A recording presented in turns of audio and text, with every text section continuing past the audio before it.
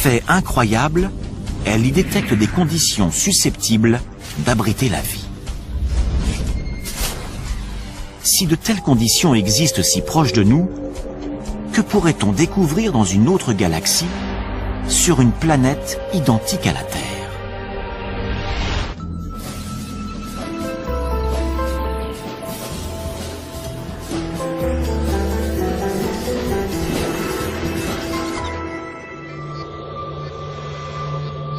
Depuis des millénaires, l'homme scrute les cieux en se demandant s'il est seul dans l'univers. Aujourd'hui, nous n'avons jamais été aussi près de pouvoir répondre à cette question. Certains scientifiques sont même convaincus que nous pourrions voir nos premiers cousins extraterrestres dans un avenir très proche. J'espère que ce sera dans les 10 ans à venir, mais de préférence la semaine prochaine. Le plus tôt sera le mieux. En prime, on pourrait s'apercevoir que ces extraterrestres n'habitent pas de lointaines planètes dans des galaxies inconnues, mais juste à notre porte, au cœur de notre propre système solaire. Les chercheurs sont sur le point d'obtenir des preuves de leur existence dans des milieux particulièrement hostiles.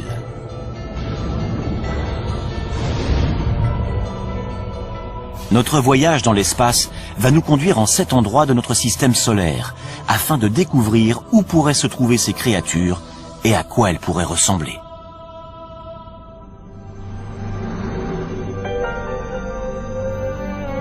Les planètes de notre système présentent un environnement extrêmement inhospitalier. La vie telle que nous la connaissons y périrait instantanément. Mais les formes de vie extraterrestres pourraient bien être beaucoup plus résistantes que nous ne l'imaginons, à l'image d'un groupe d'organismes vivants récemment découverts sur Terre. Il n'y a encore pas si longtemps, nous étions convaincus que notre planète était unique.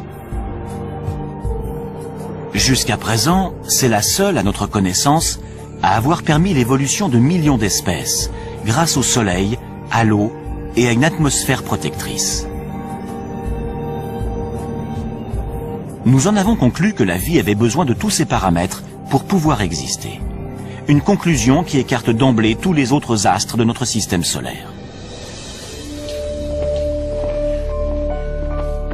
Puis les biologistes se sont mis à fouiller les recoins les plus inaccessibles et les plus ingrats de notre planète. À leur grande surprise, ils y ont trouvé des organismes vivants et respirants. Ils les ont baptisés organismes extrémophiles. Certains peuvent vivre sans lumière ou sans oxygène. D'autres sont capables de supporter des pressions très élevées. En fait, il semblerait que la vie puisse apparaître quasiment partout. Prenons l'Antarctique. Après avoir étudié ces étendues désolées pendant des années, les chercheurs avaient perdu tout espoir d'y trouver la moindre trace de vie. Or, en 1999, des scientifiques ont extrait une roche située à 2 mètres sous la glace. Et lorsqu'ils l'ont cassée, ils ont découvert qu'elle grouillait de minuscules créatures. Par moins 56 degrés et à 2 mètres sous la glace, la vie a réussi à s'installer. Les biologistes découvrent de plus en plus de formes de vie. Évidemment, il ne s'agit pas de kangourous, mais d'organismes primaires vivant dans des milieux très froids ou très chauds, ou soumis à des pressions ou à des taux de radiation énormes. La vie est parvenue à coloniser des endroits beaucoup plus diversifiés qu'on ne le pensait au sein même de notre planète. Si la vie est capable de s'imposer dans des conditions particulièrement difficiles sur Terre, pourquoi pas ailleurs dans le système solaire? Voilà qui ouvre de fabuleux horizons. À moins que notre planète ou notre système solaire n'ait quelque chose de miraculeux, la vie doit être extrêmement courante dans l'univers. À certains endroits, il doit sûrement y avoir des formes de vie intelligentes.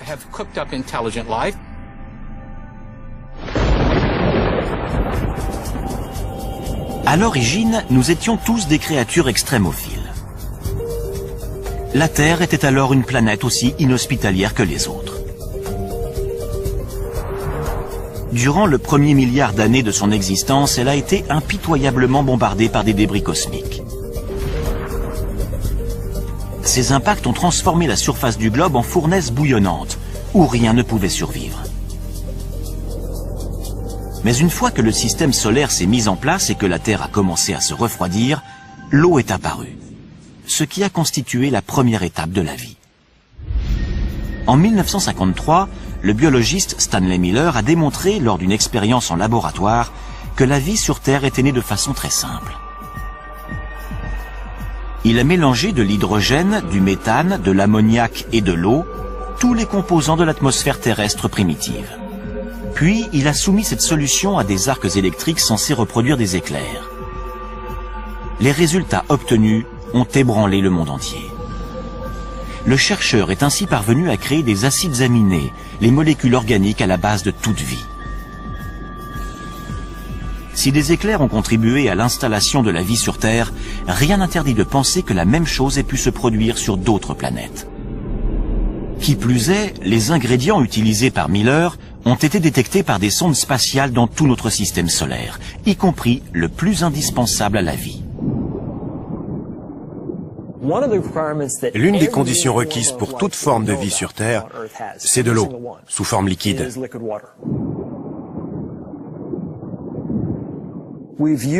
C'est la présence d'eau qui a guidé notre quête de milieux habitables.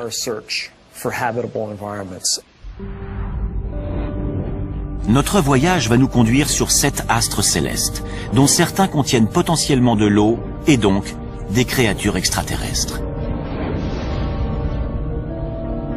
Si la vie y a débuté comme sur Terre, qui sait à quoi ces créatures pourraient ressembler aujourd'hui?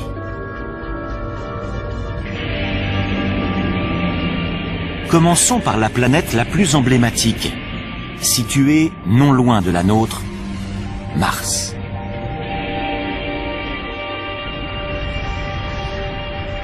De tous les endroits susceptibles d'abriter de la vie, c'est celui qui a été le plus étudié. Le premier qui découvrira des Martiens, s'ils existent, c'est Steve Squyres, le responsable des observations pour la NASA. Mars a toujours exercé un attrait particulier sur les hommes. On sait depuis très longtemps que cette planète est sans doute celle qui ressemble le plus à la Terre. Elle possède en effet une atmosphère et des saisons. Mais l'homme y périrait rapidement car l'air y est rare. Seulement 1% de ce qu'il représente sur notre planète au niveau de la mer. Mars occupe également une position très défavorable dans le système solaire. Elle se trouve à proximité de la ceinture d'astéroïdes. Et comme son atmosphère est trop mince pour la protéger, elle est constamment bombardée de corps célestes. Les tempêtes et les vents violents qui balayent son sol sablonneux durant des semaines entières créent des tornades qui peuvent atteindre les 8 km de haut. La température de 0 degré à l'équateur en milieu de journée tombe à moins 70 degrés durant la nuit.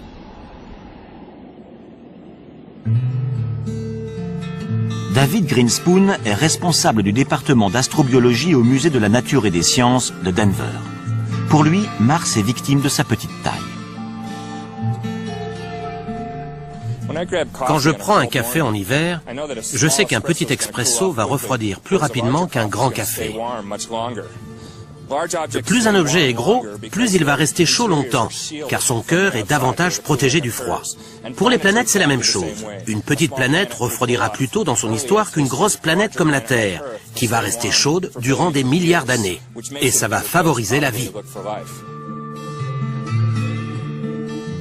En dépit de ses désavantages, Mars a toujours fasciné les scientifiques, car sa surface semblait porter des traces de vie.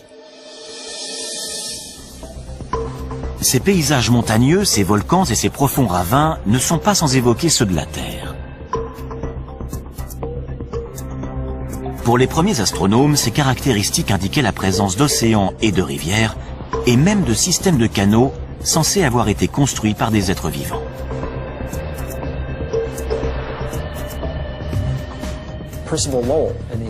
En voyant ça, Percival Lowell, un astronome américain, a pensé que des tracés aussi rectilignes et réguliers étaient forcément le produit d'une forme de vie intelligente. Il avait raison. Le problème, c'est que la vie était du mauvais côté du télescope. À travers la lunette, son œil et son cerveau ont extrapolé des choses qui n'étaient pas là. Lowell n'est pas le seul à avoir été le jouet de son imagination. Lorsque la sonde Viking 1 a envoyé ce cliché, de nombreux scientifiques se sont demandé s'il s'agissait d'un visage humain créé par les Martiens à leur propre image. En survolant la surface de la planète rouge, on s'aperçoit que son aspect est en réalité beaucoup plus commun.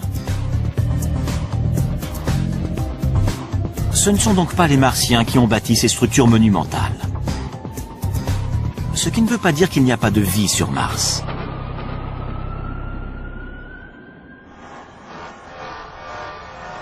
Jusqu'à il y a peu, nous ne savions pas où chercher des extraterrestres dans notre système solaire. Pourtant, au cinéma, ils sont toujours parfaitement reconnaissables.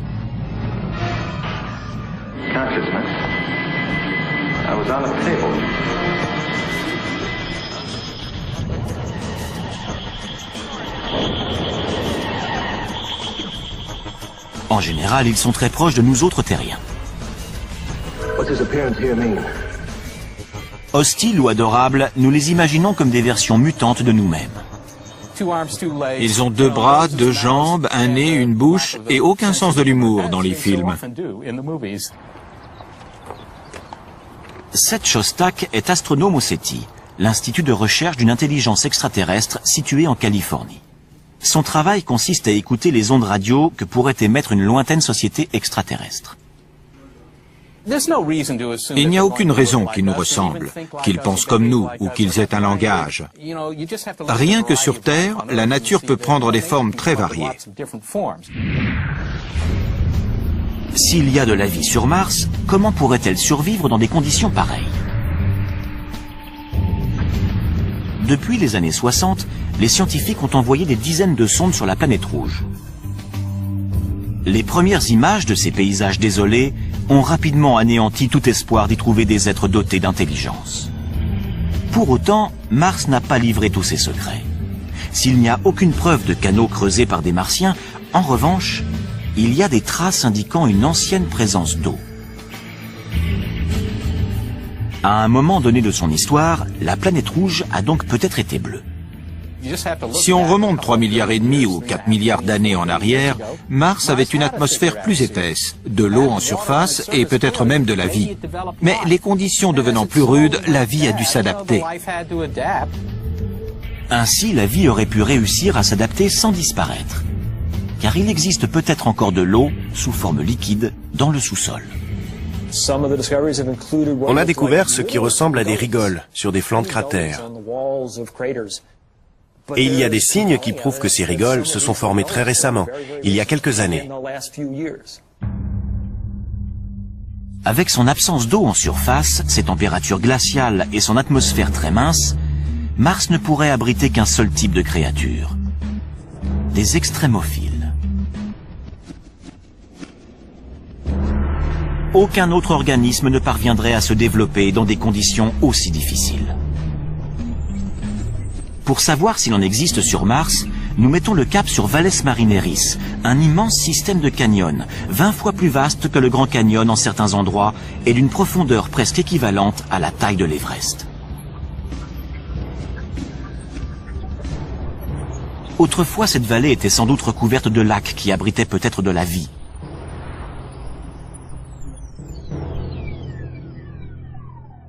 L'eau s'étant évaporée, les organismes vivants auraient pu évoluer pour s'adapter à leurs nouvelles conditions de vie. On ne saura à quoi ressemblent ces créatures extrémophiles qu'une fois qu'on les aura trouvées.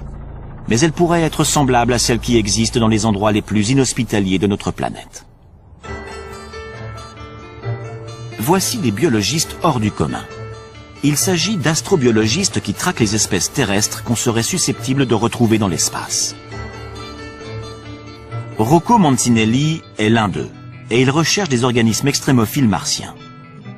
Si certains se sont enterrés, comme c'est vraisemblablement le cas, que s'est-il passé? Ils ont trouvé des poches d'eau salée. Et qui peut vivre dans de l'eau salée? Des organismes halophiles.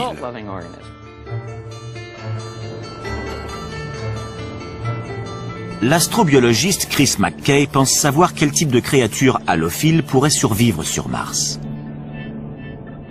Des créatures semblables à celles qu'il a découvertes dans l'un des endroits les plus secs et les plus salés du globe.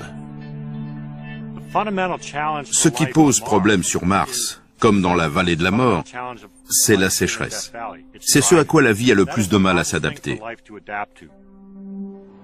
Il y a des milliers d'années, un lac salé recouvrait la vallée de la mort, de la même façon que des lacs recouvraient les canyons de Mars. On approche. C'est encore un peu humide. On croirait que cette grande étendue blanche est stérile. Eh bien, en creusant, on a trouvé des couches d'algues et de bactéries. Elles vivent dans un environnement qui est très différent de celui qu'on trouve en surface. Voilà un endroit qui semble mort et pourtant, il suffit de gratter un peu pour y trouver de la vie. Cette couche d'algues vertes subsiste grâce à l'eau et à la lumière qui filtre à travers la croûte de sel. À son tour, cette algue nourrit les micro-organismes halophiles.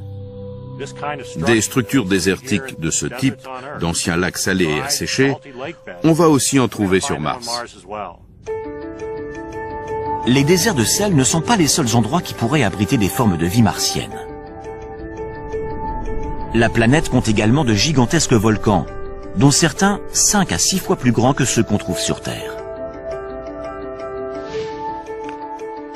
L'astrobiologiste Penny Boston est spécialiste des tunnels de lave.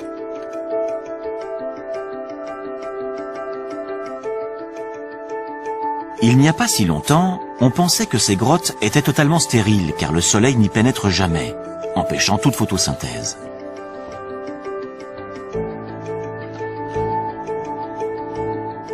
Mais dans ces tunnels de lave près d'Albuquerque, au Nouveau-Mexique, la scientifique a découvert de la vie. On sait qu'il y a énormément de tunnels de lave sur Mars.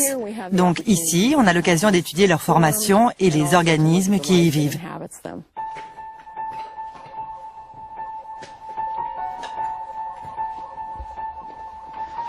Les créatures extrémophiles qu'elle a découvertes se nourrissent de minéraux présents sur les parois de la grotte.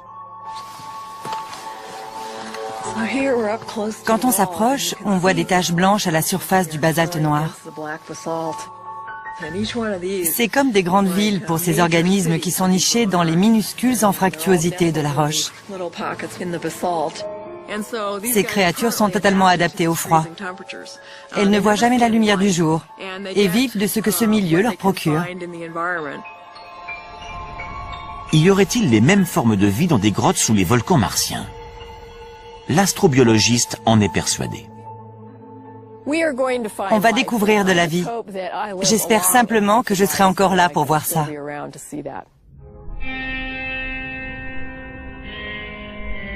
Nous avons peut-être déjà côtoyé des Martiens sans le savoir. Non pas en nous rendant sur leur planète, mais en les recevant sur la nôtre. Il y a 16 millions d'années, un astéroïde s'est écrasé sur Mars et a propulsé une roche de 2 kilos dans l'espace. Cette roche s'est dirigée vers la Terre et a atterri en Antarctique. 2 scientifiques de la NASA, David McKay et Everett Gibson, ont eu la surprise de découvrir des fossiles à l'intérieur.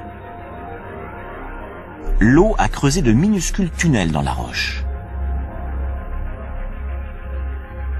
Et dans ces tunnels, les 2 chercheurs ont trouvé ce qu'ils pensent être des traces de vie bactérienne. Ce sont des microbes morts, fossilisés. À certains endroits, on ne voit plus leur forme, simplement l'empreinte qu'ils ont laissée. Des êtres vivants venus de Mars? Peut-être. Notre équipe est convaincue qu'il s'agit d'organismes vivants fossilisés. On ne l'a pas encore établi avec certitude, donc beaucoup de gens sont encore sceptiques, mais on continue à rassembler des preuves. Les résultats sont concluants. Notre but est de démontrer qu'il s'agit bien de fossiles d'êtres vivants. Et les recherches ne font que commencer. En mai 2008, la NASA a envoyé sur Mars une sonde baptisée Phoenix. Elle a recueilli des fragments de glace et transmis des milliers de clichés avant de cesser de fonctionner en novembre 2008. la NASA projette maintenant d'envoyer des scientifiques sur Mars. S'ils ne rencontrent pas les petits hommes verts de nos fantasmes, en revanche, ils pourraient bien rencontrer de la vie. Mais sous quelle forme? Sans doute des créatures souterraines capables de survivre avec très peu d'eau.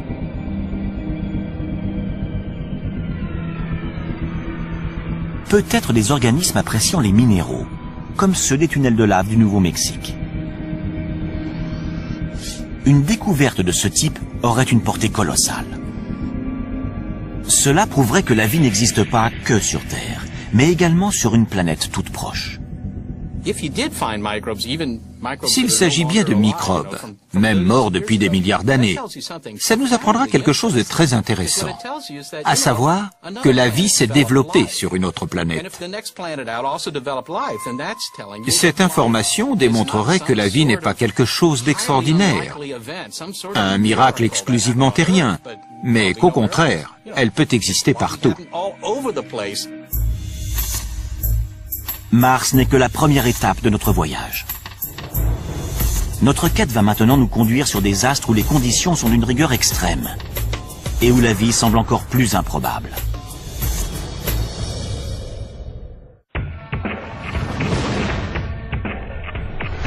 Nous mettons le cap sur la ceinture d'astéroïdes située entre Mars et Jupiter.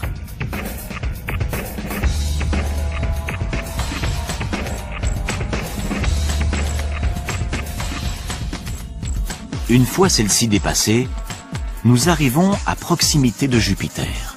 C'est la plus grande planète de notre système solaire, mais elle est particulièrement hostile à la vie en raison de ses gaz toxiques et de sa pesanteur très importante. Il fait très froid sur Jupiter et son atmosphère très épaisse, de plusieurs dizaines de milliers de kilomètres, est composée de méthane et d'ammoniac, qui entrent notamment dans la composition des détergents. Mais Jupiter a plus de 60 lunes. De prime abord, ces lunes semblent peu à même d'accueillir de la vie. Leur atmosphère est mince et leur température glaciale.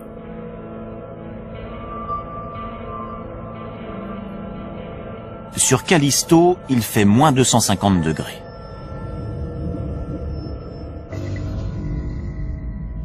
Les sondes Voyageur et Galileo ont détecté peu de choses à la surface de ces lunes, à part de la glace. À une exception près. Io est l'une des lunes les plus proches de Jupiter. Lorsque la NASA a envoyé la sonde Voyageur 1 sur Io en 1979, les astronomes ont été ébahis de découvrir que sa surface était constellée de volcans géants.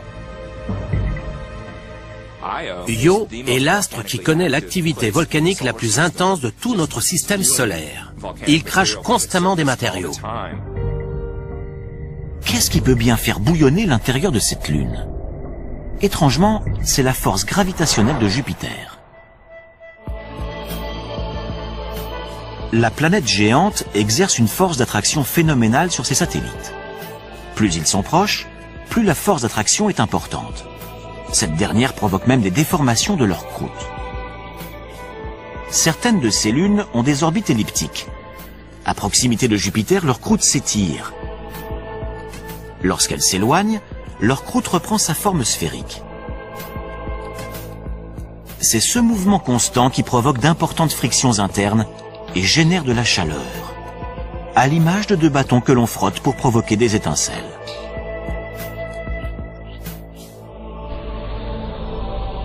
L'attraction de Jupiter réchauffe ainsi Io de l'intérieur. Mais ses fumées volcaniques et son absence d'eau la rendent peu apte à abriter de la vie.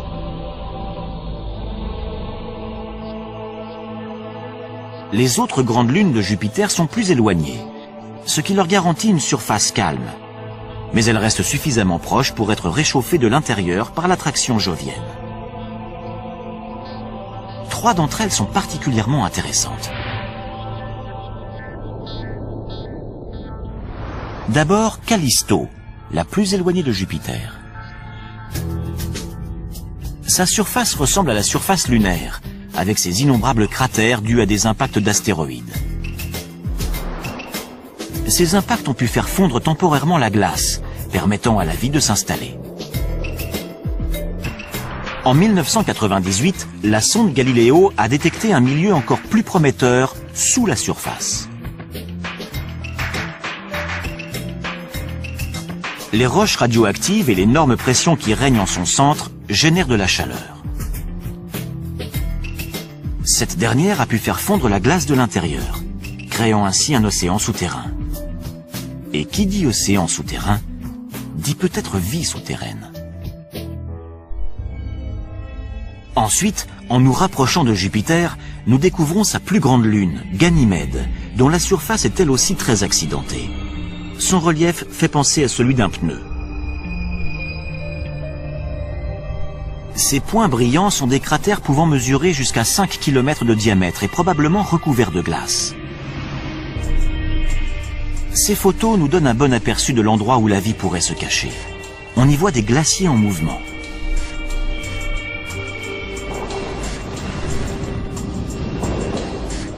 Semblables à ceux que l'on trouve sur Terre. Ces glaciers qui avancent sont également le signe d'une chaleur interne. Comme Callisto, Ganymède pourrait posséder un océan enfoui sous 200 km de glace. Enfin, la troisième et la plus fascinante des lunes joviennes. Baptisée Europe, c'est la plus proche de Jupiter. Cette proximité laisse penser que son cœur est beaucoup plus chaud que celui de Callisto ou de Ganymède.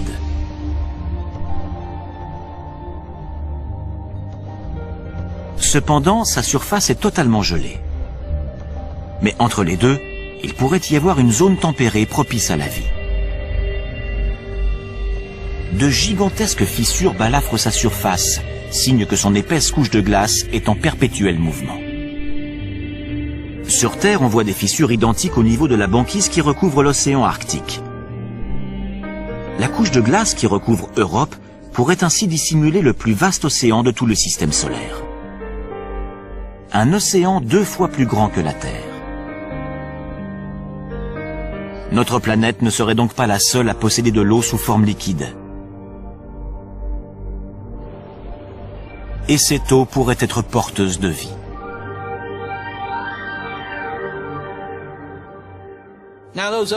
Si ces océans existent, et il y a de fortes chances pour que certains existent effectivement, ils sont là depuis plus de 4 milliards d'années. Depuis tout ce temps, il est très probable que de la vie ait réussi à se créer.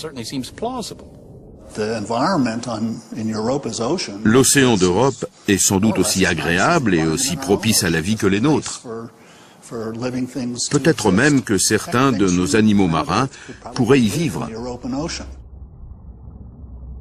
Mais l'eau doit y être très froide, voire pleine de glace fondue. Et la lumière n'y pénètre jamais car la banquise qui recouvre Europe mesure une quinzaine de kilomètres d'épaisseur. On n'aurait jamais imaginé que ce type d'endroit puisse abriter de la vie avant une fabuleuse découverte faite au large des côtes de l'équateur. À des kilomètres de profondeur dans le Pacifique, des biologistes ont découvert des myriades de vers tubicoles, de crabes et même de calmars. Ces animaux prospèrent en dépit d'une obscurité totale, d'un froid intense et d'une pression colossale. Ils se nourrissent de bactéries qui vivent non pas de la lumière du soleil, mais de composés minéraux dissous s'échappant du sol. On pourrait trouver des sources hydrothermales similaires sur Europe.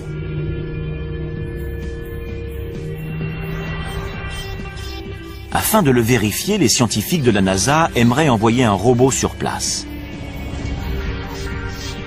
D'autres voudraient envoyer un cryobo, un robot perforateur qui ferait fondre la glace et enverrait une sonde dans le liquide situé en dessous.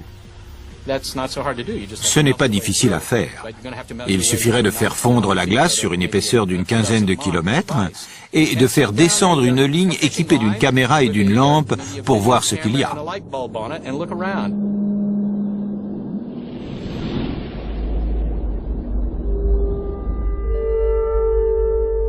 On ne peut pas exclure la possibilité que des formes de vie évoluées s'y soient développées. Peut-être même aussi évoluées que celles qu'on trouve chez nous. Mais il est plus probable qu'on n'y découvrirait que des microbes. De quoi révolutionner cependant notre approche de la naissance et de l'évolution de la vie. Serait-elle également susceptible d'éclore dans des endroits totalement glacials ou au sein de lacs formés non pas d'eau mais de substances chimiques toxiques? Pour le savoir, il nous faut poursuivre notre voyage dans l'espace. Nous sommes maintenant à des milliards de kilomètres du Soleil, à des milliards de kilomètres de sa chaleur et de sa lumière. Nous dépassons Jupiter pour arriver à la deuxième plus grande planète du système solaire, Saturne. En arrivant à proximité de ces anneaux, nous apercevons les tourbillons de gaz qui saturent son atmosphère.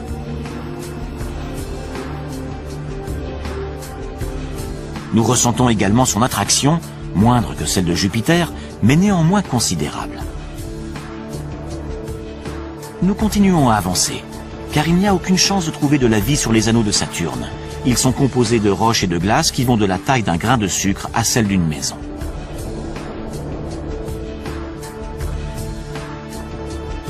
Mais Saturne possède plusieurs lunes. Jusqu'à présent, nous en avons compté 56. Nous nous dirigeons vers l'une d'elles. Il s'agit d'un petit satellite de 500 km de diamètre baptisé Enceladus.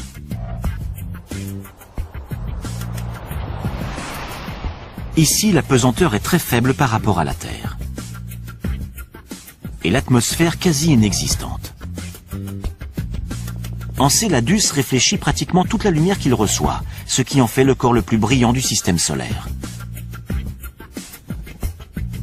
Les scientifiques pensaient jusqu'alors qu'il y faisait trop froid pour que la vie s'y développe. Mais ils se trompaient. En 2005, après 7 ans de voyage, la sonde Cassini s'est approchée de cette petite lune et il y a détecté quelque chose qui a stupéfié la principale observatrice de la mission, Caroline Porco. Voici l'image qui nous a arrêtés. On était sous le choc.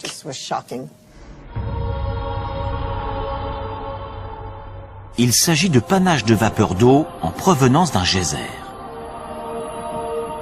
Au contact du vide glacial de l'espace, la vapeur d'eau chaude se transforme en jet de glace.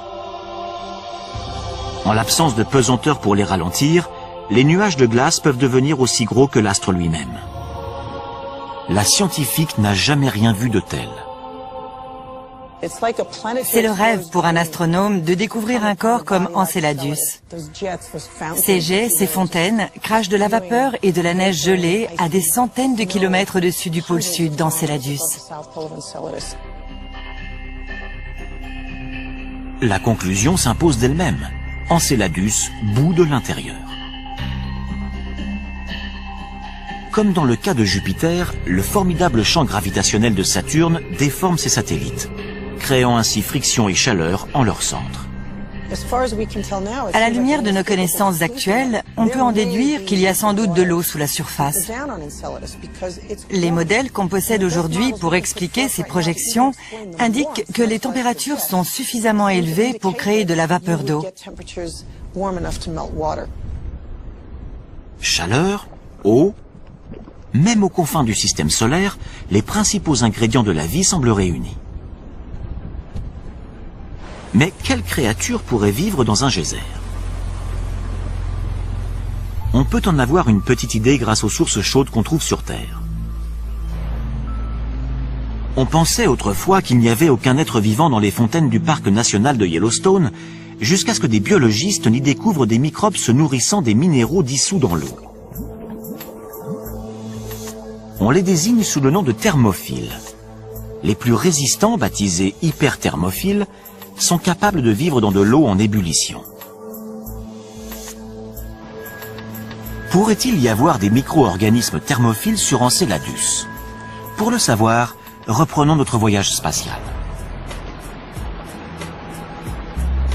Les températures à proximité de la surface avoisinent les moins 200 degrés, trop froides pour espérer y trouver de la vie. Mais y en aurait-il dans les eaux chaudes situées en profondeur? Dans l'épannage de vapeur d'eau au-dessus d'Enceladus, la sonde Cassini a détecté du gaz carbonique et du méthane, des éléments susceptibles de nourrir la vie sous la surface, de la même façon que les minéraux des sources de Yellowstone nourrissent les microbes. Cet astre contient très probablement de l'eau à l'intérieur. Il a également montré qu'il possédait des composés organiques simples et d'autres éléments qui lui confèrent un intérêt astrobiologique indéniable au sein de notre système solaire. Et les bonnes surprises ne s'arrêtent pas là. Les astronomes ont également découvert des signes prometteurs sur Titan, une autre lune de Saturne. Mais c'est sans doute la moins à même d'abriter de la vie. Titan ne bénéficie que d'un faible ensoleillement, à peine l'équivalent du centième de ce que reçoit la Terre. On y a détecté de la glace, mais pas d'eau sous forme liquide. Et avec des températures de moins 200 degrés, cette glace est dure comme de la pierre. Dans ces conditions, qu'est-ce qui pourrait faire de cet astre un lieu propice à la vie extraterrestre? Par bien des aspects, Titan ressemble à la Terre, mais pas à celle que nous connaissons aujourd'hui. Titan s'est avéré être l'astre inespéré du système saturnien. On soupçonnait depuis longtemps que sa surface présentait un environnement intéressant. En fait, cet environnement est similaire à celui qu'on trouvait sur Terre avant l'apparition de la vie.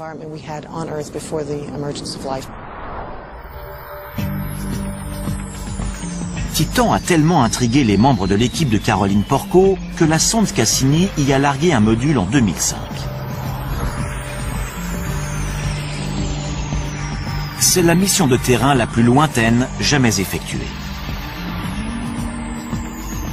Mais le module n'a détecté que des crêtes et des plaines. Par la suite, un survol de la sonde Cassini a révélé la présence d'un littoral. Puis, ce sont des centaines de lacs qui sont apparus, dont un, plus étendu que les grands lacs nord-américains.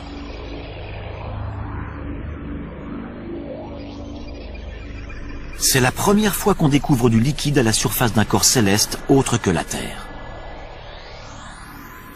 Ça ressemble au Minnesota, sauf que ces lacs ne sont pas composés d'eau, mais de gaz naturel liquide.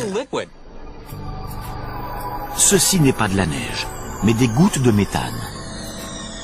Il y a également des vents qui peuvent être très violents, ainsi que des ouragans de méthane.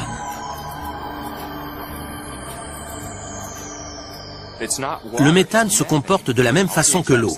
Il tombe sous forme de pluie, il s'évapore, il coule en rivière. C'est la même chose sur Terre, sauf que sur Titan, c'est du méthane. Les paysages de Titan ressemblent à ça. Imaginez un ciel orange à cause des particules organiques.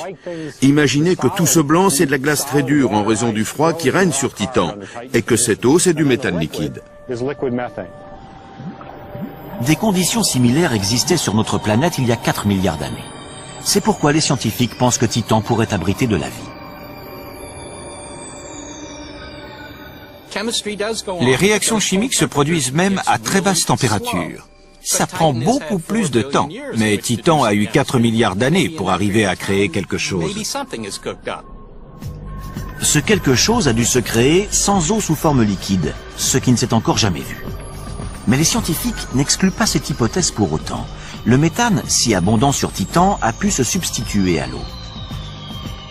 Utilisé comme combustible sur Terre, il a longtemps été considéré comme mortel pour toute forme de vie. Jusqu'à ce qu'en 1997, des chercheurs n'examinent des dépôts d'hydrate de méthane dans les eaux du golfe du Mexique. Ils ont été stupéfaits d'y découvrir des colonies de vers de 2,5 cm de long, semblables à des mille-pattes. Ils pensent que ces vers se nourrissent de bactéries mangeuses de méthane. En général, les choses qu'on pense être mortelles sont potentiellement porteuses de vie. Souvent, l'évolution parvient à trouver des solutions pour utiliser cette énergie plutôt que d'être détruite par elle. Mais il reste un obstacle majeur à la vie à la surface de Titan. La faiblesse de son champ magnétique. Les êtres vivants seraient alors exposés aux radiations cosmiques. Mais ceci ne serait pas un problème pour des organismes extrémophiles, identiques à ceux que des biologistes ont découverts vivants autour du réacteur contaminé de Tchernobyl. Certains baignaient même dans des rejets radioactifs toxiques et se nourrissaient de molécules en décomposition.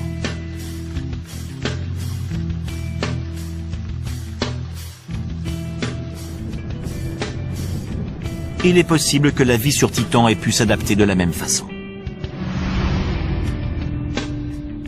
Ces lacs de méthane abritent peut-être des bactéries amatrices de substances chimiques.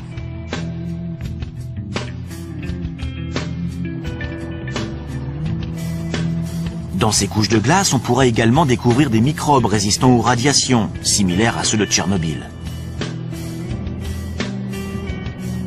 Des organismes mangeurs de méthane pourraient dégager de la chaleur, ce qui ferait fondre la glace, créant ainsi des poches de vie. Quoi qu'il en soit, la vie sur Titan serait le résultat d'un curieux mélange. Il nous reste maintenant à faire un petit détour par la plus étrange des planètes susceptibles d'abriter de la vie. Et cette dernière est presque à notre porte. Notre voyage touche à sa fin.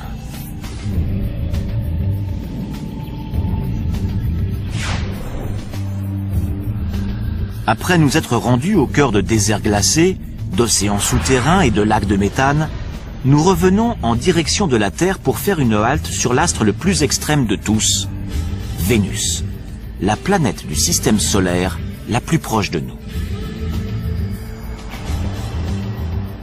Si la vie parvenait à s'installer ici, elle pourrait exister quasiment partout. Pour atteindre la surface de Vénus, nous devons traverser une couche de nuages jaunes et denses de 65 km d'épaisseur, composée notamment d'acide sulfurique. Ici, la pression atmosphérique est 90 fois plus forte que sur Terre, trop forte pour que l'homme puisse la supporter. Au sol, on trouve des volcans et des flots de lave à perte de vue qui représentent 85% de la surface de la planète. Au vu de ces paysages, on a du mal à croire que Vénus ait pu autrefois abriter de vastes océans. Il y a eu un effet de serre galopant. Avec la chaleur, les océans ont commencé à s'évaporer. Ça a rejeté de la vapeur d'eau dans l'air, ce qui a encore amplifié l'effet de serre et créé un cercle vicieux. Les océans ont disparu et tout le CO2 s'est retrouvé dans l'atmosphère, ce qui fait qu'on a aujourd'hui une planète très chaude avec un énorme effet de serre. Avec des températures avoisinant les 460 degrés, Vénus est plus chaude que Mercure, la planète la plus proche du Soleil. Sa surface est on ne peut plus hostile à la vie. La vie telle qu'on la connaît ne pourrait pas survivre sur Vénus. Les molécules organiques seraient déchiquetées par les gaz brûlants. Mais ce n'est pas sa surface qui nous intéresse, c'est son atmosphère.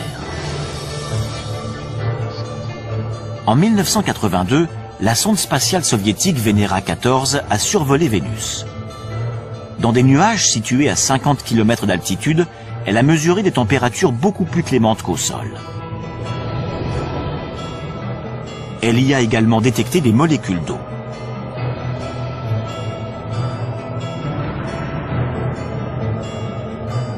Jusqu'à présent, toute l'eau que nous avons découverte au-delà de la Terre était sous forme solide. Il n'y a que dans les nuages au-dessus de Vénus que nous l'avons trouvée sous forme de vapeur, où la vie pourrait se développer.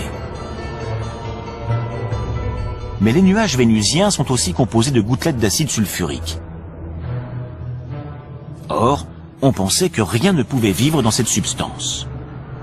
Jusqu'à ce que des scientifiques n'analysent les eaux hyperacides s'échappant d'une mine californienne.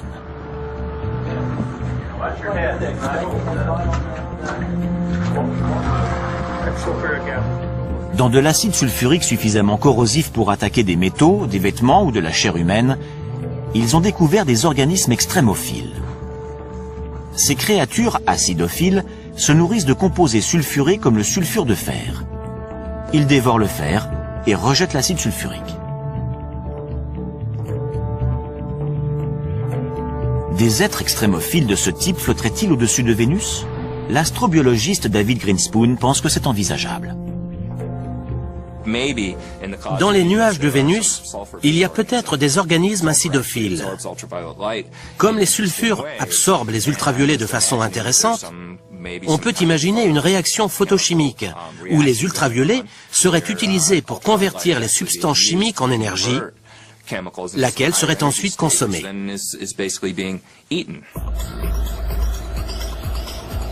À quoi pourraient bien ressembler ces organismes extraterrestres s'ils existent? Il faudrait qu'ils supportent une chaleur et une pression atmosphérique énormes. Ils devraient aussi s'accommoder de concentrations acides phénoménales. Ce pourrait être une version plus résistante des créatures extrémophiles découvertes dans cette mine de Californie.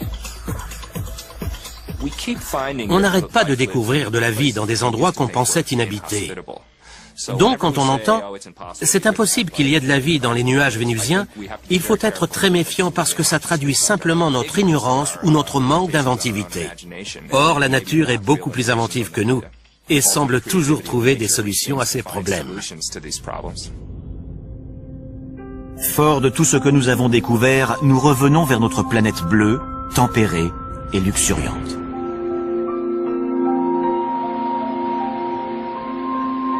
Nous savons désormais que les environnements les plus extrêmes sont capables d'abriter des êtres vivants.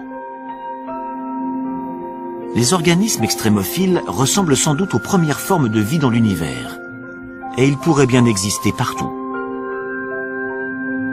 Ces formes de vie très simples auraient-elles pu donner naissance à des êtres intelligents quelque part dans le cosmos? Depuis plus de 40 ans, les scientifiques de l'Institut SETI scrutent les cieux pour tenter de répondre à cette question. Et l'astronome Seth Shostak est persuadé qu'il saura identifier les manifestations d'une vie extraterrestre. On a plusieurs projets destinés à localiser d'éventuels signaux et le plus important, c'est un projet de recherche radio. Pour ça, on utilise de grandes antennes pointées en direction des systèmes stellaires proches qui seraient susceptibles de comporter des planètes semblables à la Terre. On espère recevoir un signal nous démontrant que quelqu'un là-bas a été assez intelligent pour construire un émetteur radio. Une façon de continuer à mener l'enquête sans quitter la Terre. Récemment, des astronomes ont réussi à capter suffisamment de lumière en provenance de lointaines planètes d'autres systèmes solaires pour en déduire leur composition chimique. Et ils ont alors découvert des composés entrant dans la formation de l'ARN, l'un des éléments clés de l'apparition de la vie sur Terre. À 20 années-lumière de nous, dans la constellation de la Balance, des astronomes européens ont identifié une planète qui serait suffisamment tempérée pour posséder de l'eau sous forme liquide en surface.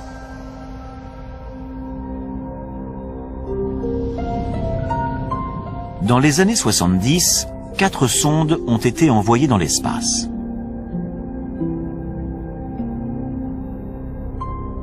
Deux d'entre elles transportent notamment une carte de notre système solaire, ainsi que la représentation d'un homme et d'une femme. Les deux autres contiennent un échantillon d'uranium, dont la vitesse de désintégration permettra leur datation, ainsi que divers enregistrements dont une composition de Bach.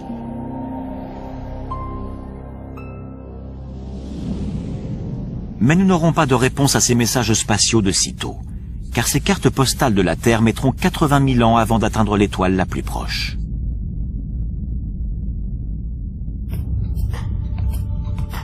Notre quête de vie extraterrestre ne fait donc que commencer.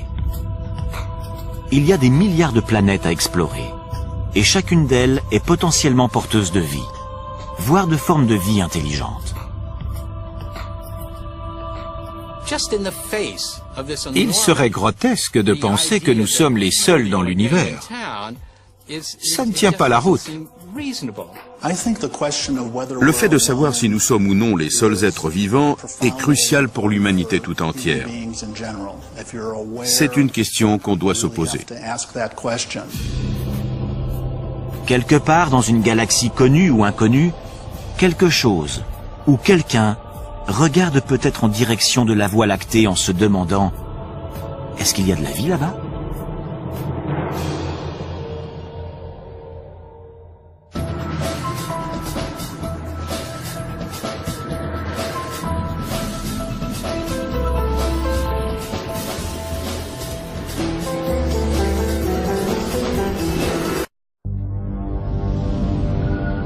2004.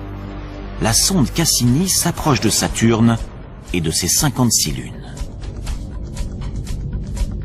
Fait incroyable, elle y détecte des conditions susceptibles d'abriter la vie. Si de telles conditions existent si proches de nous, que pourrait-on découvrir dans une autre galaxie, sur une planète identique à la Terre ?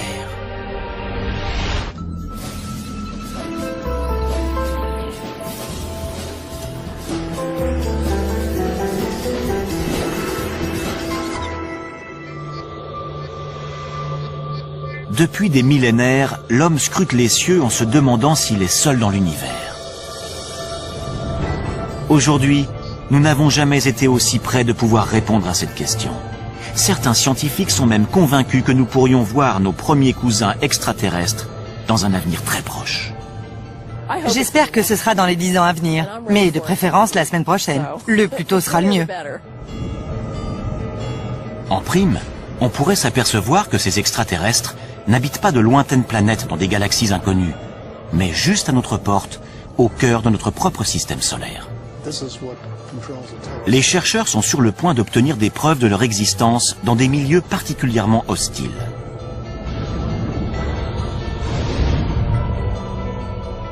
Notre voyage dans l'espace va nous conduire en 7 endroits de notre système solaire, afin de découvrir où pourraient se trouver ces créatures et à quoi elles pourraient ressembler.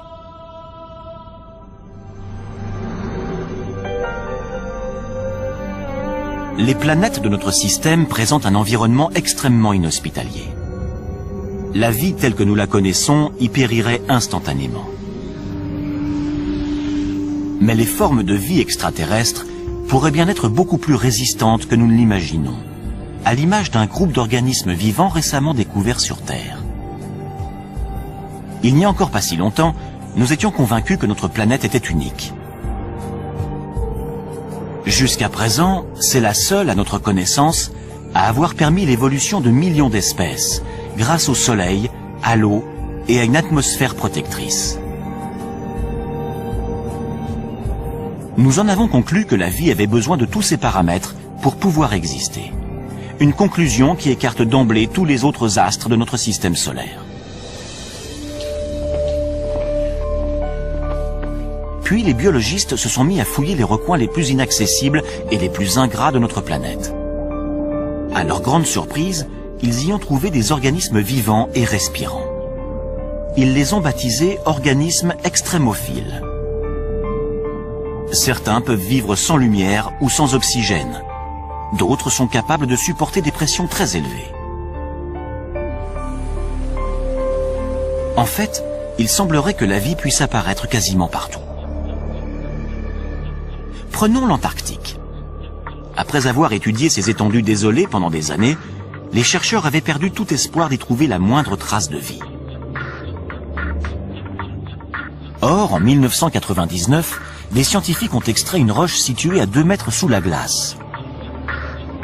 Et lorsqu'ils l'ont cassée, ils ont découvert qu'elle grouillait de minuscules créatures. Par moins 56 degrés et à 2 mètres sous la glace, la vie a réussi à s'installer. Les biologistes découvrent de plus en plus de formes de vie. Évidemment, il ne s'agit pas de kangourous, mais d'organismes primaires vivant dans des milieux très froids ou très chauds, ou soumis à des pressions ou à des taux de radiation énormes. La vie est parvenue à coloniser des endroits beaucoup plus diversifiés qu'on ne le pensait au sein même de notre planète. Si la vie est capable de s'imposer dans des conditions particulièrement difficiles sur Terre, pourquoi pas ailleurs dans le système solaire?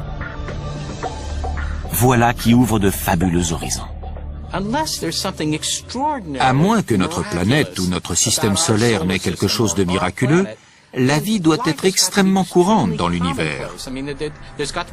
À certains endroits, il doit sûrement y avoir des formes de vie intelligentes.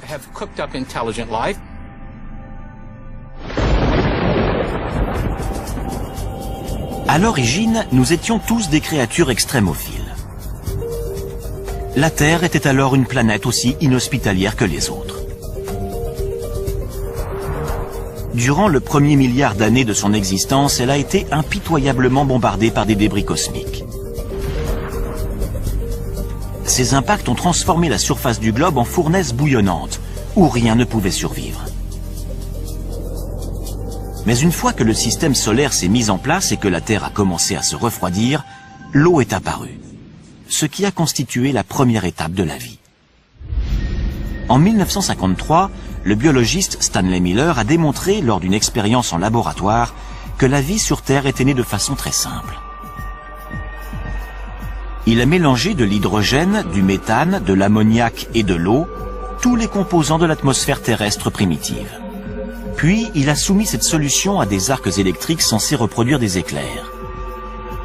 Les résultats obtenus ont ébranlé le monde entier. Le chercheur est ainsi parvenu à créer des acides aminés, les molécules organiques à la base de toute vie. Si des éclairs ont contribué à l'installation de la vie sur Terre, rien n'interdit de penser que la même chose ait pu se produire sur d'autres planètes. Qui plus est, les ingrédients utilisés par Miller ont été détectés par des sondes spatiales dans tout notre système solaire, y compris le plus indispensable à la vie. L'une des conditions requises pour toute forme de vie sur Terre, c'est de l'eau, sous forme liquide.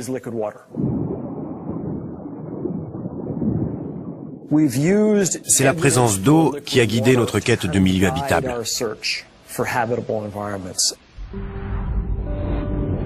Notre voyage va nous conduire sur 7 astres célestes, dont certains contiennent potentiellement de l'eau et donc des créatures extraterrestres. Si la vie y a débuté comme sur Terre, qui sait à quoi ces créatures pourraient ressembler aujourd'hui?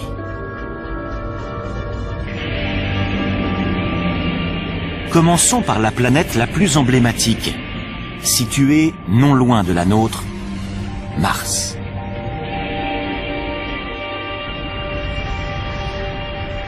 De tous les endroits susceptibles d'abriter de la vie, c'est celui qui a été le plus étudié. Le premier qui découvrira des Martiens, s'ils existent, c'est Steve Squyres, le responsable des observations pour la NASA. Mars a toujours exercé un attrait particulier sur les hommes. On sait depuis très longtemps que cette planète est sans doute celle qui ressemble le plus à la Terre. Elle possède en effet une atmosphère et des saisons. Mais l'homme y périrait rapidement car l'air y est rare. Seulement 1% de ce qu'il représente sur notre planète au niveau de la mer. Mars occupe également une position très défavorable dans le système solaire. Elle se trouve à proximité de la ceinture d'astéroïdes. Et comme son atmosphère est trop mince pour la protéger, elle est constamment bombardée de corps célestes. Les tempêtes et les vents violents qui balayent son sol sablonneux durant des semaines entières créent des tornades qui peuvent atteindre les 8 km de haut. La température de 0 degré à l'équateur en milieu de journée tombe à moins 70 degrés durant la nuit.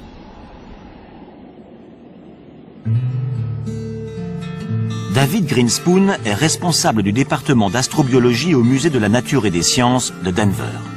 Pour lui, Mars est victime de sa petite taille. Quand je prends un café en hiver, je sais qu'un petit expresso va refroidir plus rapidement qu'un grand café. Plus un objet est gros, plus il va rester chaud longtemps, car son cœur est davantage protégé du froid. Pour les planètes, c'est la même chose. Une petite planète refroidira plus tôt dans son histoire qu'une grosse planète comme la Terre, qui va rester chaude durant des milliards d'années. Et ça va favoriser la vie. En dépit de ses désavantages, Mars a toujours fasciné les scientifiques, car sa surface semblait porter des traces de vie. Ses paysages montagneux, ses volcans et ses profonds ravins ne sont pas sans évoquer ceux de la Terre. Pour les premiers astronomes, ces caractéristiques indiquaient la présence d'océans et de rivières, et même de systèmes de canaux censés avoir été construits par des êtres vivants.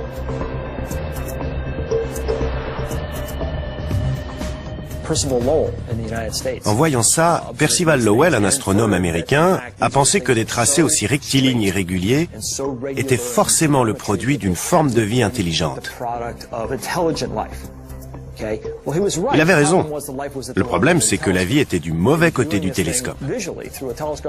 À travers la lunette, son œil et son cerveau ont extrapolé des choses qui n'étaient pas là. Lowell n'est pas le seul à avoir été le jouet de son imagination. Lorsque la sonde Viking 1 a envoyé ce cliché, de nombreux scientifiques se sont demandé s'il s'agissait d'un visage humain créé par les Martiens à leur propre image.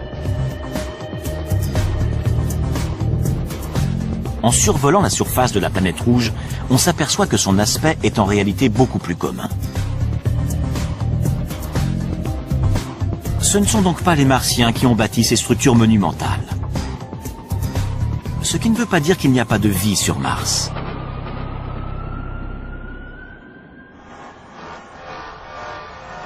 Jusqu'à il y a peu, nous ne savions pas où chercher des extraterrestres dans notre système solaire. Pourtant, au cinéma, ils sont toujours parfaitement reconnaissables.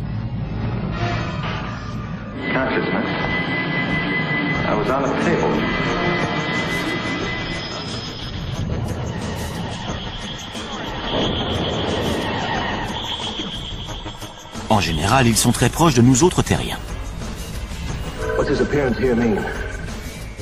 Hostiles ou adorables, nous les imaginons comme des versions mutantes de nous-mêmes. Ils ont 2 bras, 2 jambes, un nez, une bouche et aucun sens de l'humour dans les films. Seth Shostak est astronome au SETI, l'institut de recherche d'une intelligence extraterrestre situé en Californie. Son travail consiste à écouter les ondes radio que pourrait émettre une lointaine société extraterrestre. Il n'y a aucune raison qu'ils nous ressemblent, qu'ils pensent comme nous ou qu'ils aient un langage.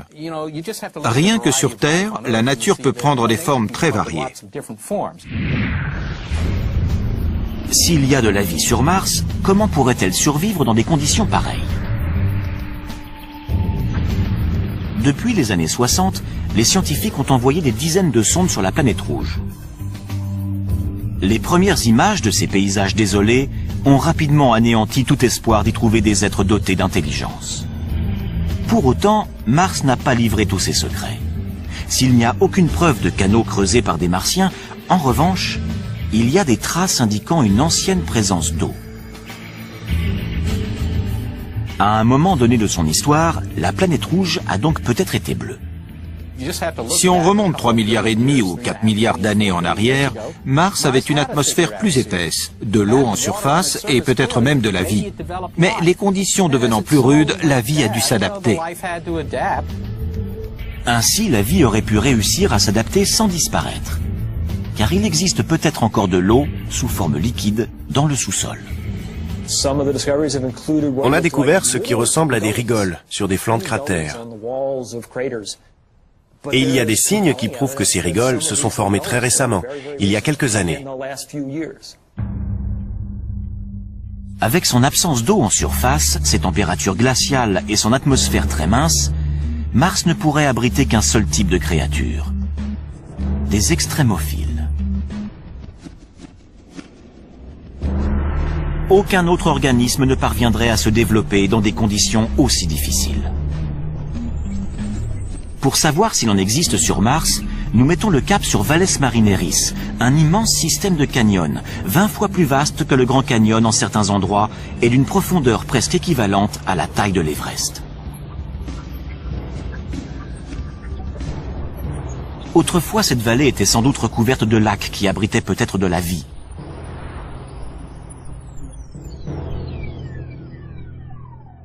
L'eau s'étant évaporée, les organismes vivants auraient pu évoluer pour s'adapter à leurs nouvelles conditions de vie.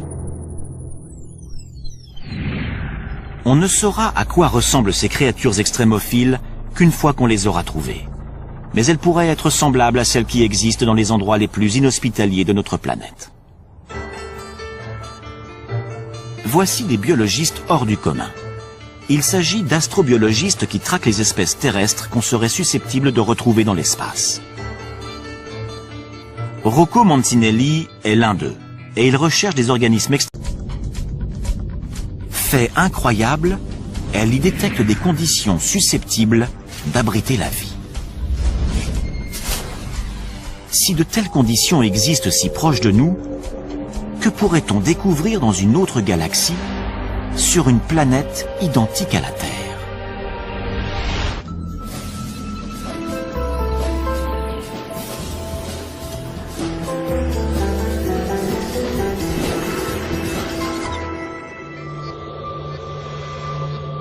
Depuis des millénaires, l'homme scrute les cieux en se demandant s'il est seul dans l'univers. Aujourd'hui, nous n'avons jamais été aussi près de pouvoir répondre à cette question. Certains scientifiques sont même convaincus que nous pourrions voir nos premiers cousins extraterrestres dans un avenir très proche. J'espère que ce sera dans les 10 ans à venir, mais de préférence la semaine prochaine. Le plus tôt sera le mieux. En prime, on pourrait s'apercevoir que ces extraterrestres n'habitent pas de lointaines planètes dans des galaxies inconnues, mais juste à notre porte, au cœur de notre propre système solaire. Les chercheurs sont sur le point d'obtenir des preuves de leur existence dans des milieux particulièrement hostiles.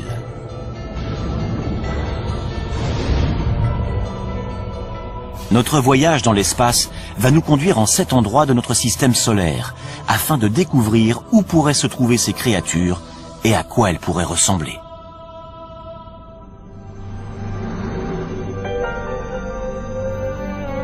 Les planètes de notre système présentent un environnement extrêmement inhospitalier. La vie telle que nous la connaissons y périrait instantanément. Mais les formes de vie extraterrestres pourraient bien être beaucoup plus résistantes que nous ne l'imaginons, à l'image d'un groupe d'organismes vivants récemment découverts sur Terre. Il n'y a encore pas si longtemps, nous étions convaincus que notre planète était unique.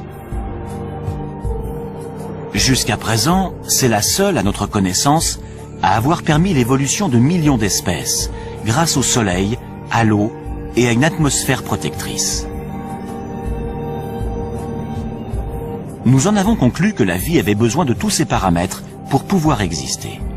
Une conclusion qui écarte d'emblée tous les autres astres de notre système solaire. Puis les biologistes se sont mis à fouiller les recoins les plus inaccessibles et les plus ingrats de notre planète. À leur grande surprise, ils y ont trouvé des organismes vivants et respirants. Ils les ont baptisés organismes extrémophiles. Certains peuvent vivre sans lumière ou sans oxygène. D'autres sont capables de supporter des pressions très élevées. En fait, il semblerait que la vie puisse apparaître quasiment partout. Prenons l'Antarctique. Après avoir étudié ces étendues désolées pendant des années, les chercheurs avaient perdu tout espoir d'y trouver la moindre trace de vie. Or, en 1999, des scientifiques ont extrait une roche située à 2 mètres sous la glace. Et lorsqu'ils l'ont cassée, ils ont découvert qu'elle grouillait de minuscules créatures. Par moins 56 degrés et à 2 mètres sous la glace, la vie a réussi à s'installer. Les biologistes découvrent de plus en plus de formes de vie. Évidemment, il ne s'agit pas de kangourous, mais d'organismes primaires vivant dans des milieux très froids ou très chauds, ou soumis à des pressions ou à des taux de radiation énormes.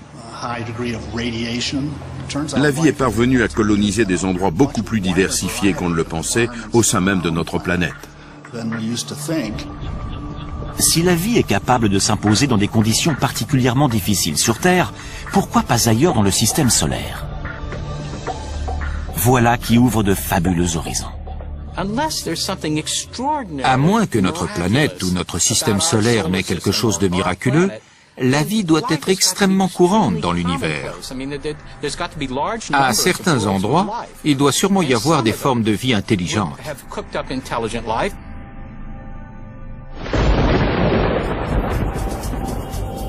À l'origine, nous étions tous des créatures extrémophiles.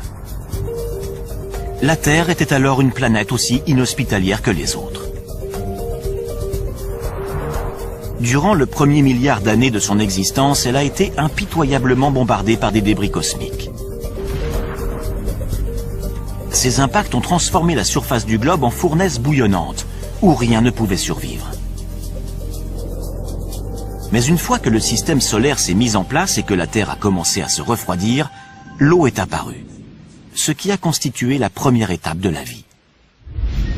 En 1953, le biologiste Stanley Miller a démontré lors d'une expérience en laboratoire que la vie sur Terre était née de façon très simple.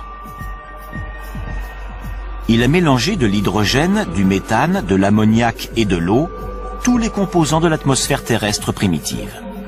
Puis, il a soumis cette solution à des arcs électriques censés reproduire des éclairs. Les résultats obtenus ont ébranlé le monde entier. Le chercheur est ainsi parvenu à créer des acides aminés, les molécules organiques à la base de toute vie. Si des éclairs ont contribué à l'installation de la vie sur Terre, rien n'interdit de penser que la même chose ait pu se produire sur d'autres planètes.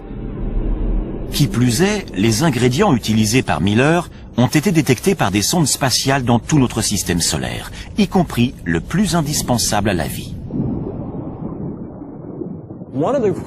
L'une des conditions requises pour toute forme de vie sur Terre, c'est de l'eau, sous forme liquide.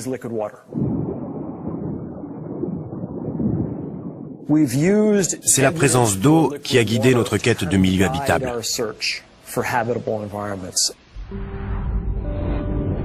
Notre voyage va nous conduire sur 7 astres célestes, dont certains contiennent potentiellement de l'eau et donc des créatures extraterrestres. Si la vie y a débuté comme sur Terre, qui sait à quoi ces créatures pourraient ressembler aujourd'hui?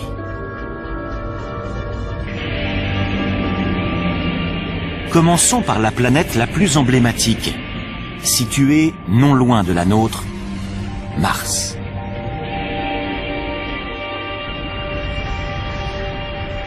De tous les endroits susceptibles d'abriter de la vie, c'est celui qui a été le plus étudié. Le premier qui découvrira des Martiens, s'ils existent, c'est Steve Squyres, le responsable des observations pour la NASA. Mars a toujours exercé un attrait particulier sur les hommes. On sait depuis très longtemps que cette planète est sans doute celle qui ressemble le plus à la Terre. Elle possède en effet une atmosphère et des saisons. Mais l'homme y périrait rapidement car l'air y est rare. Seulement 1% de ce qu'il représente sur notre planète au niveau de la mer.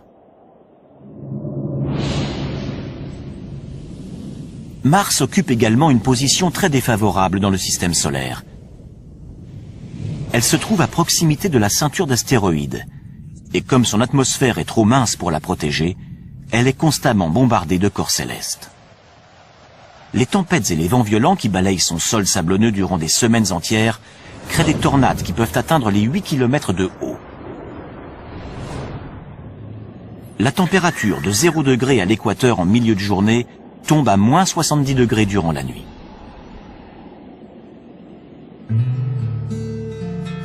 David Grinspoon est responsable du département d'astrobiologie au Musée de la Nature et des Sciences de Denver. Pour lui, Mars est victime de sa petite taille. Quand je prends un café en hiver, je sais qu'un petit expresso va refroidir plus rapidement qu'un grand café. Plus un objet est gros, plus il va rester chaud longtemps, car son cœur est davantage protégé du froid. Pour les planètes, c'est la même chose. Une petite planète refroidira plus tôt dans son histoire qu'une grosse planète comme la Terre, qui va rester chaude durant des milliards d'années. Et ça va favoriser la vie. En dépit de ses désavantages, Mars a toujours fasciné les scientifiques, car sa surface semblait porter des traces de vie. Ces paysages montagneux, ces volcans et ces profonds ravins ne sont pas sans évoquer ceux de la Terre.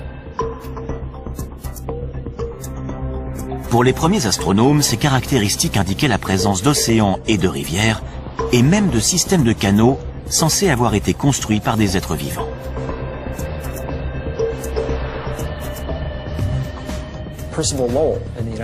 En voyant ça, Percival Lowell, un astronome américain, a pensé que des tracés aussi rectilignes et réguliers étaient forcément le produit d'une forme de vie intelligente.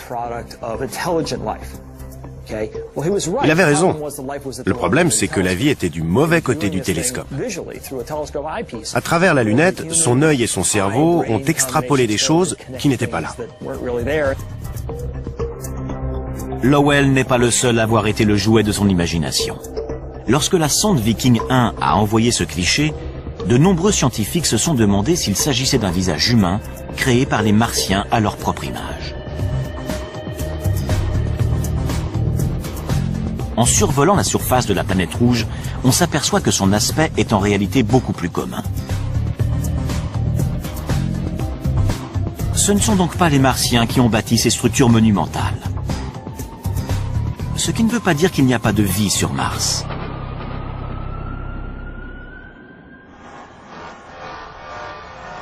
Jusqu'à il y a peu, nous ne savions pas où chercher les extraterrestres dans notre système solaire. Pourtant, au cinéma, ils sont toujours parfaitement reconnaissables.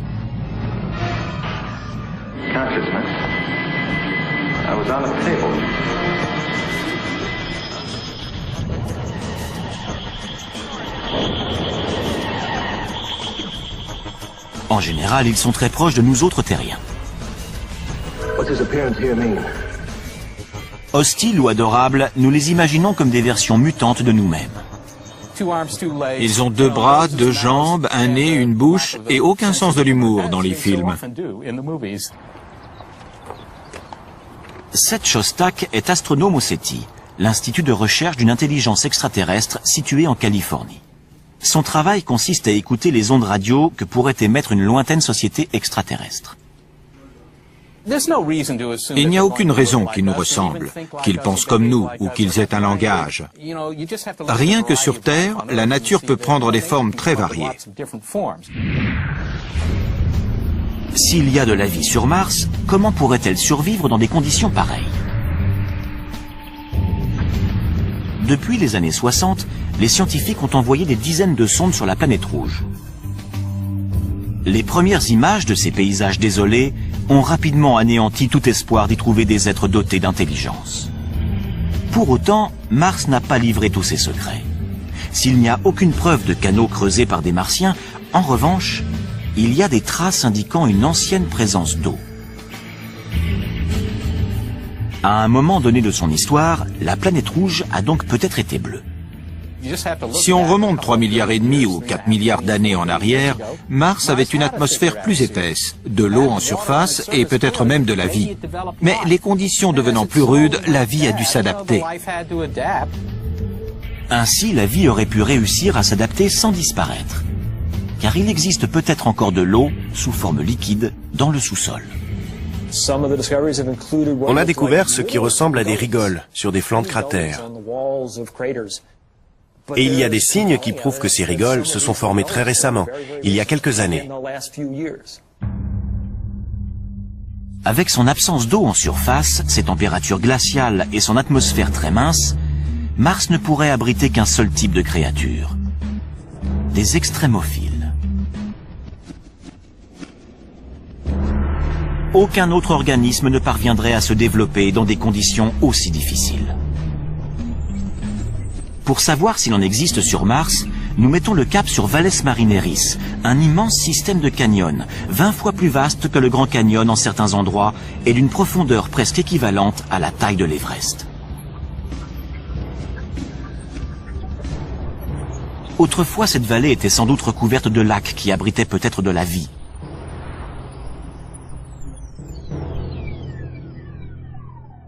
L'eau s'étant évaporée, les organismes vivants auraient pu évoluer pour s'adapter à leurs nouvelles conditions de vie. On ne saura à quoi ressemblent ces créatures extrémophiles qu'une fois qu'on les aura trouvées. Mais elles pourraient être semblables à celles qui existent dans les endroits les plus inhospitaliers de notre planète. Voici des biologistes hors du commun. Il s'agit d'astrobiologistes qui traquent les espèces terrestres qu'on serait susceptible de retrouver dans l'espace. Rocco Mancinelli est l'un d'eux, et il recherche des organismes extrémophiles martiens. Si certains se sont enterrés, comme c'est vraisemblablement le cas, que s'est-il passé? Ils ont trouvé des poches d'eau salée. Et qui peut vivre dans de l'eau salée? Des organismes halophiles.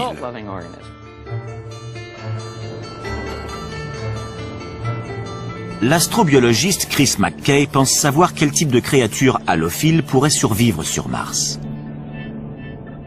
Des créatures semblables à celles qu'il a découvertes dans l'un des endroits les plus secs et les plus salés du globe. Ce qui pose problème sur Mars, comme dans la vallée de la mort, c'est la sécheresse. C'est ce à quoi la vie a le plus de mal à s'adapter. Il y a des milliers d'années, un lac salé recouvrait la vallée de la mort, de la même façon que des lacs recouvraient les canyons de Mars. On approche. C'est encore un peu humide. On croirait que cette grande étendue blanche est stérile. Eh bien, en creusant, on a trouvé des couches d'algues et de bactéries. Elles vivent dans un environnement qui est très différent de celui qu'on trouve en surface. Voilà un endroit qui semble mort et pourtant, il suffit de gratter un peu pour y trouver de la vie. Cette couche d'algues vertes subsiste grâce à l'eau et à la lumière qui filtre à travers la croûte de sel. À son tour, cette algue nourrit les micro-organismes halophiles.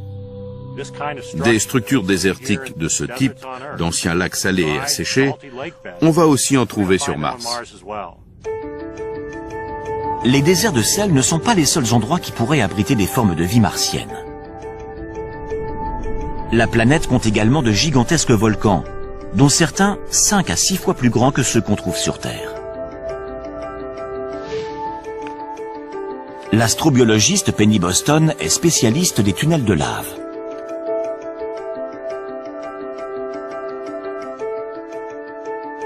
Il n'y a pas si longtemps, on pensait que ces grottes étaient totalement stériles car le soleil n'y pénètre jamais, empêchant toute photosynthèse.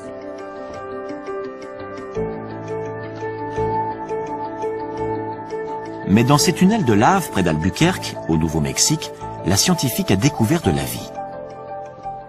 On sait qu'il y a énormément de tunnels de lave sur Mars. Donc ici, on a l'occasion d'étudier leur formation et les organismes qui y vivent.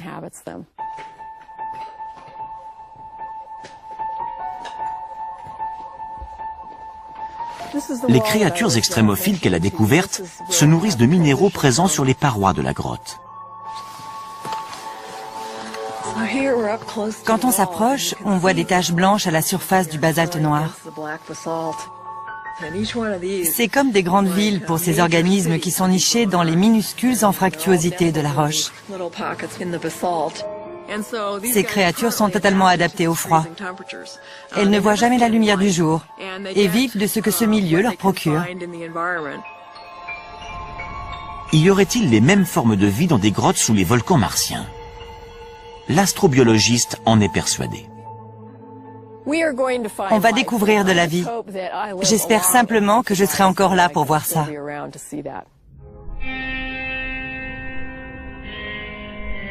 Nous avons peut-être déjà côtoyé des Martiens sans le savoir. Non pas en nous rendant sur leur planète, mais en les recevant sur la nôtre. Il y a 16 millions d'années, un astéroïde s'est écrasé sur Mars et a propulsé une roche de 2 kilos dans l'espace. Cette roche s'est dirigée vers la Terre et a atterri en Antarctique. 2 scientifiques de la NASA, David McKay et Everett Gibson, ont eu la surprise de découvrir des fossiles à l'intérieur. L'eau a creusé de minuscules tunnels dans la roche. Et dans ces tunnels, les 2 chercheurs ont trouvé ce qu'ils pensent être des traces de vie bactérienne.